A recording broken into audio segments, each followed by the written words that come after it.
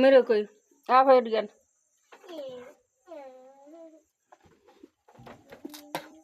আমি মেদিকে আয় এই পানিটা কি করবেন আমি আগে কই